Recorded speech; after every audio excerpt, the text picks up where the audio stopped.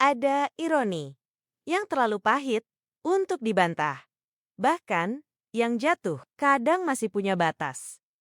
Sementara yang dipercaya justru memilih kehilangan nilai dirinya. Yang satu tahu dirinya sedang berdagang. Ia sadar batas, ia menetapkan harga. Ia masih bisa berkata tidak, ia tahu kapan berhenti. Dan itu cukup untuk menjaga sisa dirinya. Ia mungkin jatuh, namun tetap berdiri. Karena ia memisahkan tubuh dari jiwa. Apa yang hilang, tidak seluruhnya.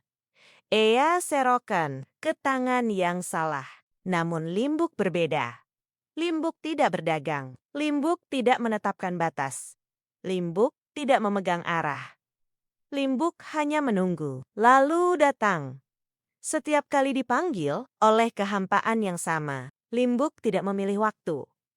Limbuk tidak menolak, Limbuk tidak berhenti. Limbuk tidak bertanya. Yang dijaga bukan dirinya, bukan pula martabatnya, melainkan ilusi murahan agar tetap dianggap ada. Yang satu dibayar. Untuk apa yang dilepas? Limbuk justru memberi agar tidak disingkirkan. Bukan cuma waktu, bukan cuma tenaga, melainkan perhatian dan sisa harga dirinya. Yang satu bisa pergi. Dengan syarat yang jelas, Limbuk justru harus kembali ke ruang yang sama. Yang satu menentukan batas, Limbuk hanya menuruti. Tanpa tower, tanpa sisa untuk dirinya. Di titik itulah nama kehilangan arti. Limbuk tak lagi hadir sebagai manusia utuh. Tak lagi dilihat sebagai jiwa yang bernilai.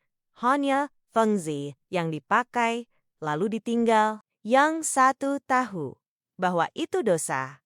Limbuk justru menamainya dengan kata cinta. Yang satu berhenti.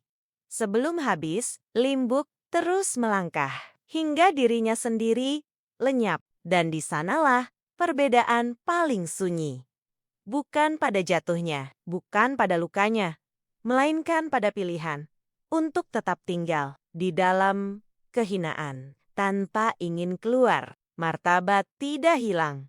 Dalam satu langkah, ia dilepas perlahan melalui pilihan yang diulang terus-menerus, tanpa inggari, tanpa penyesalan yang jujur. Dan ketika seseorang tak lagi menjaga dirinya, tak ada tangan yang bisa mengembalikannya. Sebab yang paling menentukan nilai bukan dunia, bukan omongan orang, bukan kutuk siapapun. Nilai ditentukan oleh seberapa jauh seseorang menolak mengkhianati dirinya sendiri. Dan Limbuk gagal, bukan karena dunia kejam, melainkan karena ia sendiri memilih kehinaan itu. Bukan sekali, bukan tanpa sadar, bukan karena dipaksa, melainkan pelan-pelan, dengan kaki sendiri, dengan hati yang tahu, dengan jiwa yang akhirnya rela hidup tanpa martabat.